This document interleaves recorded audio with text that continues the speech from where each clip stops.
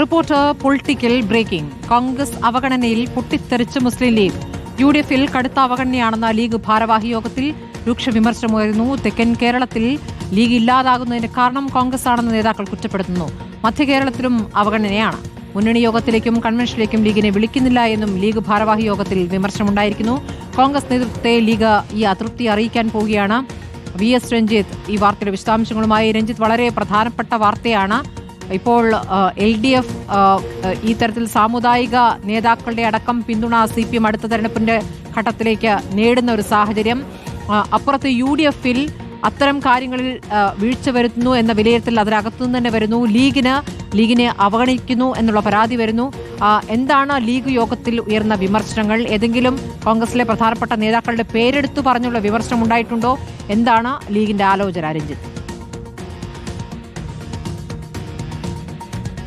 സ്മൃതി, ഇന്നലെ മലപ്പുറത്തായിരുന്നു ലീഗിന്റെ സംസ്ഥാന ഭാരവാഹി യോഗം സംഘടിപ്പിച്ചത്. പ്രധാനമായിട്ടും തദ്ദേശ തെരഞ്ഞെടുപ്പായിരുന്നു അതിന്റെ ചർച്ച. തദ്ദേശ തെരഞ്ഞെടുപ്പിൽ ലീഗ് നേതാക്കന്മാർ പ്രധാനമായിട്ടും പ്രതിഷേധം അറിയിച്ചിട്ടുണ്ടായിരുന്നത് മലബാറിൽ ലീഗിന് കാര്യമായിട്ടുള്ള സ്വാധീനമുണ്ട്, ലീഗ് ഒറ്റയ്ക്ക് തന്നെ കാര്യങ്ങൾ ചെയ്താൽ മതി, UDF എന്ന സംവിധാനത്തെ ചലിപ്പിക്കാൻ മലബാറിൽ ലീഗിന് സാധിക്കും. പക്ഷേ UDF സംവിധാനത്തിന്റെ ആനുകൂല്യം ലീഗിന് കിട്ടേണ്ടത് മധ്യ കേരളത്തിലും തെക്കൻ കേരളത്തിലുമാണ്. കാരണം അവിടെ ലീഗിന് സ്വാധീനം കുറവാണ്.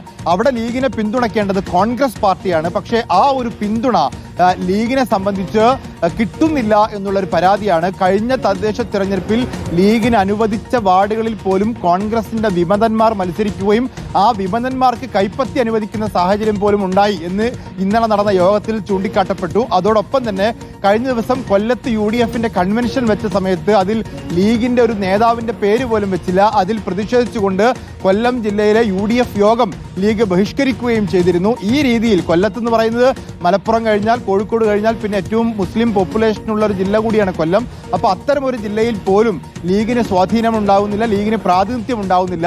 തിരുവനന്തപുരത്തൊക്കെ നേരത്തെ ലീഗ് മത്സരിച്ച ജില്ലയാണ്. അവിടെ ഒന്നും UDF സംവിധാനത്തിനകത്ത് ലീഗിനെ പരിഗണിക്കുന്നില്ല. ഇത് തെക്കൻ കേരളത്തിൽ മുസ്ലിം സമുദായത്തിനിടയിൽ ലീഗിന്റെ സ്വാധീനം കുറയാനും ലീഗ് മുസ്ലിം സമുദായത്തിന്റെ ആളുകൾ SDPI പോലുള്ള സംവിധാനങ്ങളിലേക്ക് PDP പോലുള്ള പാർട്ടികളിലേക്ക് പോകാനും മത്സരിക്കാനുള്ള അവസരം അവിടെ കിട്ടുകയും ചെയ്യുന്നുണ്ട്.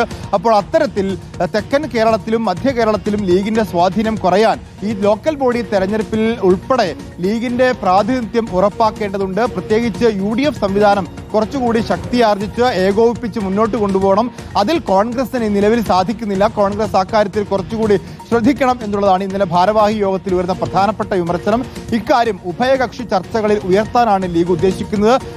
വരുന്ന 8-ാം തീയതിയും അതുപോലെ തന്നെ അതിനുശേഷവുമൊക്കെ കോൺഗ്രസിന്റെ നേതാക്കന്മാരുമായി VD സതീശനുമായിട്ടൊക്കെ ഉഭയകക്ഷി ചർച്ചയുണ്ട്. അത്തരം ചർച്ചകളിൽ ഈ വിഷയം ഉന്നയിക്കും. മലബാറിൽ മതിയായ സ്വാധീനവും ശക്തിയും ഉള്ളപ്പോൾ ലീഗ് UDF-നെ നിലനിർത്തി മുന്നോട്ട് ചലിപ്പിക്കുമ്പോൾ തെക്കൻ കേരളത്തിൽ ആ ലീഗിന് അതിന്റെ അടിസ്ഥാനത്തിലുള്ള ഒരു പിന്തുണ കിട്ടുന്നില്ല എന്നുള്ള ആക്ഷേപമാണ് ഉയർത്തുന്നത്. വളരെ പ്രധാനപ്പെട്ട ആക്ഷേപമാണ്. UDF അത് പരിഗണിക്കും എന്നുള്ളതാണ് നമുക്ക് മനസ്സിലാക്കാൻ സാധിക്കുന്നത്. ഏതായാലും കോൺഗ്രസ് നേതൃത്വവുമായി ഇന്നലെ നടന്ന സംസ്ഥാന ഭാരവാഹി യോഗത്തിലെ വിമർശനം കോൺഗ്രസിനെ നേരിട്ട് അറിയിക്കാനാണ് ലീഗിന്റെ തീരുമാനം. ശരി, VS രഞ്ജിത്താണ് പ്രധാന വാർത്തയുടെ വിശദാംശങ്ങൾ നൽകിക്കൊണ്ടിരിക്കുന്നത്. UDF-ൽ കടുത്ത അവഗണനയെന്ന വിമർശനം ലീഗ് ഉയർത്തുന്നു. UDF-നകത്ത് ഒരു ഐക്യമുണ്ടാകുന്നില്ല, വിവിധ വിഷയങ്ങളിൽ ചർച്ചകൾ നടക്കുന്നില്ല. രഞ്ജിത്ത്, ഇപ്പോൾ നേരത്തെയും ഈ പ്രശ്നം ഉയർന്നിരുന്നതാണ്. മുൻകാലങ്ങളിൽ ഇത് PK കുഞ്ഞാലിക്കുട്ടി, അതോടൊപ്പം ഉമ്മൻചാണ്ടി, KM മാണി എന്ന രീതിയിൽ 3 നേതാക്കളാണ് വിവിധ വിഷയങ്ങളിൽ ആലോചനകൾ നടത്തുകയും തീരുമാനങ്ങൾ എടുക്കുകയും അതിലൊരു ഒറ്റക്കെട്ടായ ഒരു സമീപനം ഉണ്ടായിരുന്നു. അതിപ്പോൾ NSS വിഷയത്തിലായാലും ജനറൽ സെക്രട്ടറിയെ പോയി കാണുന്നതും ഈ പറയുന്ന സമുദായ നേതാക്കളുമായുള്ള ബന്ധം കൃത്യമായി സൂക്ഷിക്കുന്നതിലൊക്കെ ഈ നേതാക്കൾ ഒരു കൃത്യമായ ഒരു രീതിയും ശൈലിയും ഉണ്ടായിരുന്നു. അത് ഏതോ ഘട്ടത്തിൽ നഷ്ടപ്പെടുന്നു. സമുദായ നേതാക്കളെ പോയി കാണുന്ന സമീപനം അത് ശരിയല്ല എന്ന് വ്യക്തിപരമായി VD സതീശൻ നിലപാടെടുക്കുന്നു. അതിന് ഒരു വിഭാഗത്തിന്റെ വലിയ പിന്തുണയുണ്ട്. പക്ഷേ ഈ തിരഞ്ഞെടുപ്പ് രാഷ്ട്രീയത്തിൽ അത് എത്രത്തോളം പ്രായോഗികമാണ് എന്നൊരു വിഷയം അവിടെ നിൽക്കുകയാണ്. എല്ലാ കാലത്തും ഈ പറയുന്ന മുസ്ലിം vote, Christian vote, Nair vote അത് എല്ലാ കാലത്തും UDF-ന് കിട്ടിക്കൊണ്ടിരുന്ന ഒന്നാണ്. അതിലാണ് ഇപ്പോൾ ചോർച്ചയുണ്ടാകുമെന്ന ആശങ്കയുണ്ടാകുന്നത്. അപ്പോൾ NSS-ന്റെ വിഷയത്തിലും വേണ്ടി വന്നാൽ സാദിഖ് അലി തങ്ങൾ മാധ്യസ്ഥം വഹിക്കുമെന്നുള്ള പ്രതികരണം ഇതിനകം വന്നു കഴിഞ്ഞതാണ്. അപ്പോൾ ആ രൂപത്തിലേക്ക് കാര്യങ്ങൾ നടക്കുന്നില്ല എന്നതിന്റെ ഒരു സൂചനയായിട്ട് കൂടി ആ പ്രതികരണത്തെ കാണേണ്ടി വരില്ലേ രഞ്ജിത്ത്?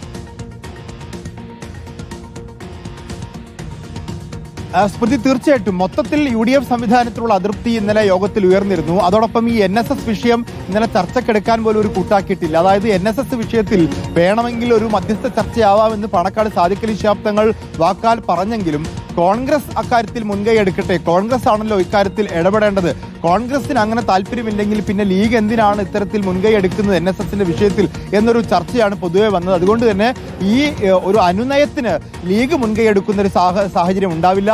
NSSുമായുള്ള അനുനയം അത് ആദ്യം കോൺഗ്രസ് മുൻകൈ എടുക്കട്ടെ, എന്നിട്ട് ലീഗിന്റെ എന്തെങ്കിലും ആവശ്യം വന്നാൽ മാത്രം ഇടപെടാം എന്ന മട്ടിലാണ് ഇപ്പോൾ NSS തർക്കത്തെ ലീഗ് കാണുന്നത്. ഇപ്പോൾ ലോക്കൽ ബോഡി തെരഞ്ഞെടുപ്പിൽ ഇത്തരത്തിലുള്ള വിഷയങ്ങളൊക്കെ ചർച്ചയാവും. ലീഗ് പ്രധാനമായിട്ടും ഈ NSS വിഷയത്തെക്കാൾ കൂടുതൽ ഇന്നലെ സമസ്തയിലെ വിഷയമാണ് ചർച്ച ചെയ്തത്.